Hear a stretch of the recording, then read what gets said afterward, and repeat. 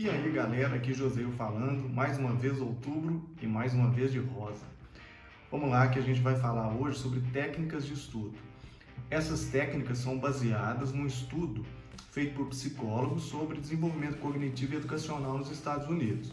Então não existe uma regra para estudar, existem várias maneiras de fazer isso e cada um se adequa do seu jeito, né? Então o que a gente diz que funciona para um nem sempre funciona para outro. Então eu tenho certeza que muitos dos meus alunos e muitos alunos têm muita dificuldade em física. De repente está estudando de uma maneira equivocada, né? Ou está passando a tarde com um livro. Hoje eu vou falar sobre os dados estatísticos dessa pesquisa, né? Que são 10 métodos de estudo e nem sempre funciona para todo mundo, é óbvio, né? Agora, particularmente em física e baseado no que eu já estudei até hoje, minha época de aluno, como professor e tal, física você tem que fazer exercício. Você pode fazer a leitura do texto uma vez, no máximo duas, mas tem que focar na interpretação e resolução de exercícios. Mas lembre-se, né? O que vale para um, às vezes não vale para outro. Então dá uma olhada o que a estatística fala sobre a eficácia de cada um desses métodos. Vamos lá? O primeiro método é a releitura. Depois de uma leitura inicial, você vai reler o texto para relembrar os detalhes. Os estudos analisados revelaram que é melhor dar uma pausa maior entre uma leitura e a releitura do que já reler logo após terminar esse texto. Um prazo aí de 2 a 4 dias.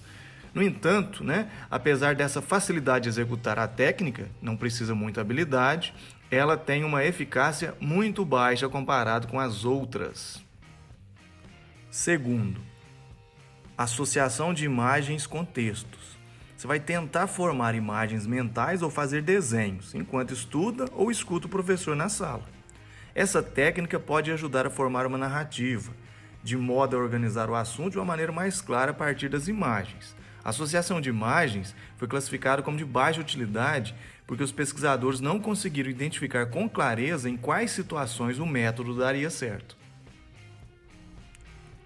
Terceiro, associação mnemônica. É o uso de palavras mnemônicas para recordar na aprendizagem de vocabulário em língua estrangeira ou o uso de imagens mentais associadas a um conteúdo verbal específico. Em física, a gente utiliza bastante isso.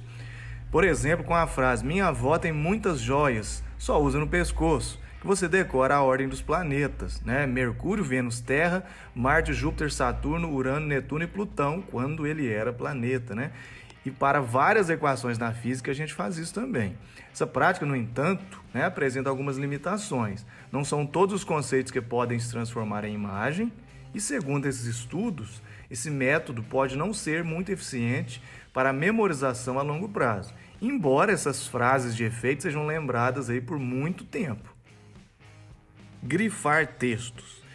É quando você marca porções importantes do texto enquanto está lendo o material. Pode rabiscar, usar uma caneta, um marca-texto.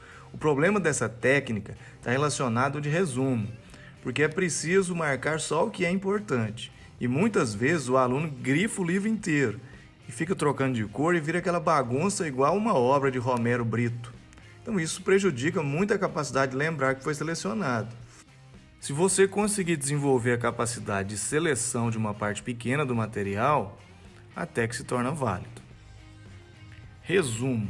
Resumo é reescrever um texto, colocando apenas o essencial e o que é mais importante sobre o conteúdo.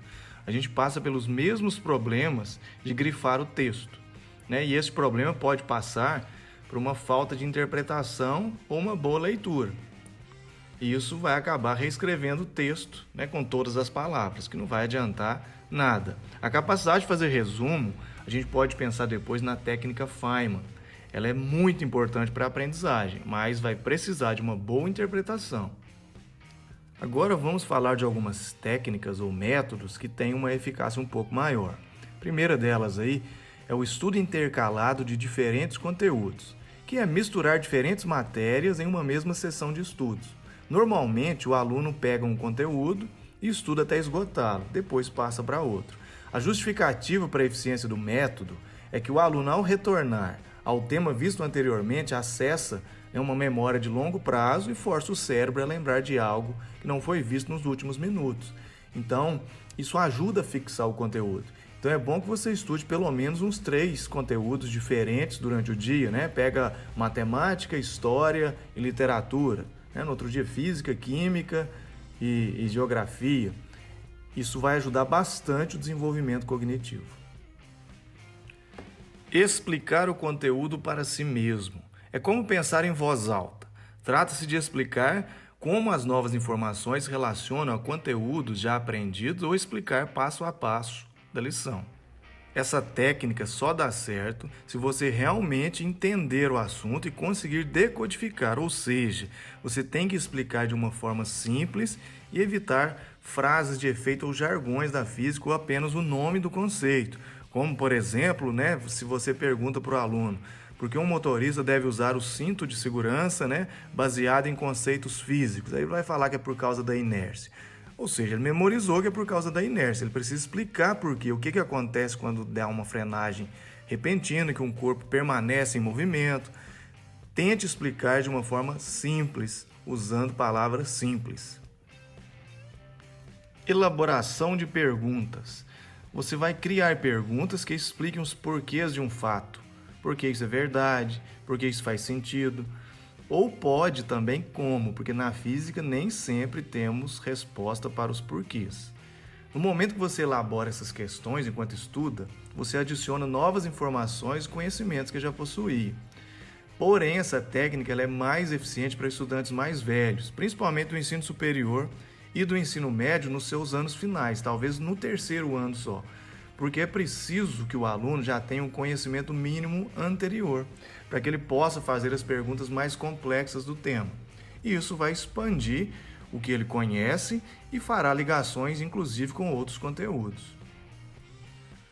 Agora, as 2 técnicas ou métodos mais eficientes. A primeira é a prática distribuída de estudos, que é programar um cronograma de estudos distribuídos ao longo do tempo. Muitos estudantes acham que estudar tudo de uma vez durante horas seguidas pode ser eficiente, mas as pesquisas indicam que a longo prazo deixam tudo para a última hora e não funciona. Os especialistas identificam o padrão de procrastinação na maioria desses estudantes e, por isso, apesar da prática distribuída dos estudos ser muito eficiente, ela quase nunca é usada por conta desse comportamento natural dos alunos. Eu até generalizo que é do ser humano. Estudar não é uma coisa natural. A gente precisa se programar e aquela velha história. Aula dada, aula estudada. Você precisa estudar um pouquinho todo dia. E isso vai ativando a sua memória de longa duração. Do que estudar em cima da prova, você memoriza e logo esquece. E por último, os testes práticos. Responder a questões sobre um assunto, como por exemplo, fazer um simulado para testar seus conhecimentos sobre as matérias estudadas. Os pesquisadores apontam que qualidades dessa técnica estão justamente na variedade de formatos que ela pode tomar. Questões de múltipla escolha, testes do tipo preencha lacuna, questões dissertativas, entre outras. 2 variáveis aumentam a eficiência da técnica. A primeira, quanto mais testes, melhor. A segunda diz respeito a repetir o teste aplicado quando você não acerta a questão. Vir a mesma pergunta, mas depois de um tempo, e não logo depois de tê-la vista pela primeira vez, porque senão você vai memorizar a resposta. Se você errou uma questão, volte e tente entender o seu erro. Só assim você pode aprender. E lembre-se, quando você chuta e acerta, não é um bom sinal. Você não sabe fazer a questão e acertou por sorte, e a sorte nem sempre aparece.